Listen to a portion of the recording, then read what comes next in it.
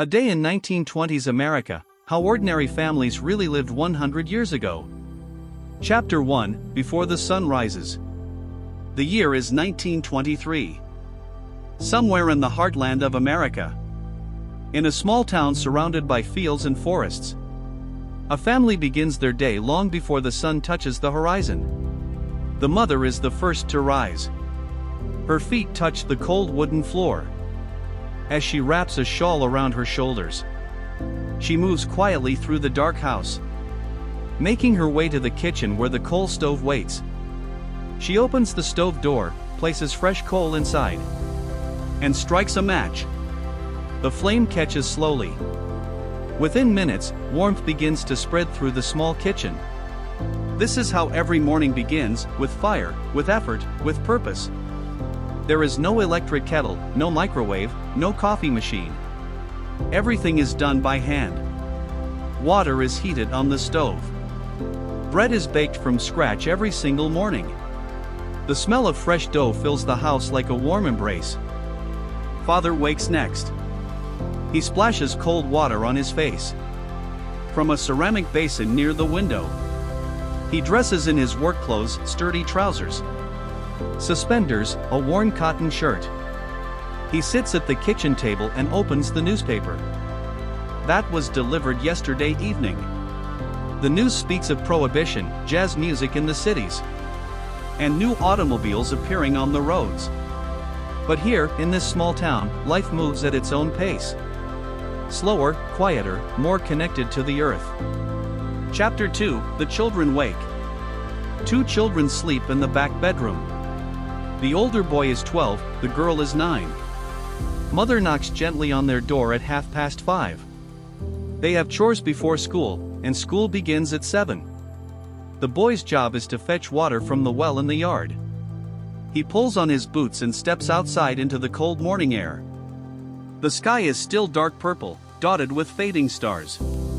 He cranks the handle of the well, fills 2 heavy buckets, and carries them back inside without spilling a drop. Chapter 11, The Role of Women in 1920s America. In 1923, the life of an American woman was defined by duty, devotion, and quiet strength. Just 3 years earlier, in 1920, women had finally won the right to vote. It was a historic victory, hard-fought, long-deserved. But for most women in small towns across America, daily life continued much as it always had. The home was her domain. Not as a prison, but as a place of genuine purpose. She was the keeper of warmth, of nourishment, of memory. She decided what the family ate, how the money was stretched, how the children were raised and educated. A woman in the 1920s knew how to do things that most people today have completely forgotten. She could preserve vegetables in glass jars for the winter. She could sew a dress from a paper pattern and raw cloth. She could nurse a sick child through fever, using herbs from her own garden. She baked bread every second day. She made soap from wood ash and animal fat. She kept careful accounts of every penny spent in a small notebook on the kitchen shelf. And yet she was not simply a worker. She was the emotional center of the family.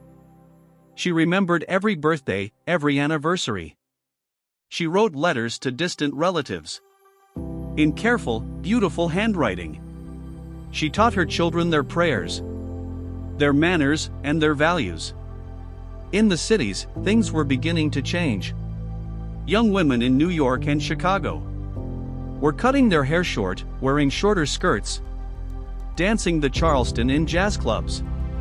They were called flappers. Bold, modern, and full of new ideas about freedom.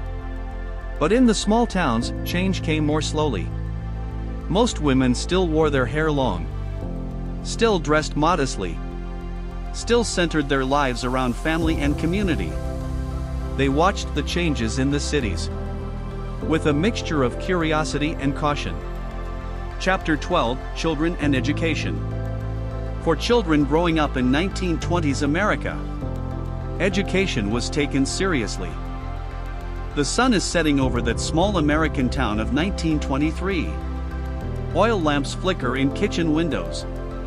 Smoke rises from coal stoves into the cool evening air. A child calls out to be let inside. The mother plays one last song at the piano. Soft and slow and full of feeling. The father closes his eyes and listens. The children breathe gently in the quiet bedroom. Tomorrow the work begins again. The well must be drawn. The stove must be lit. The bread must rise. But for this one moment. This still, golden, ordinary moment.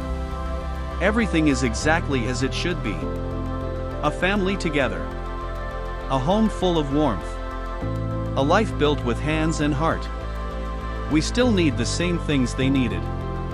Warmth and shelter. Nourishing food. Meaningful work.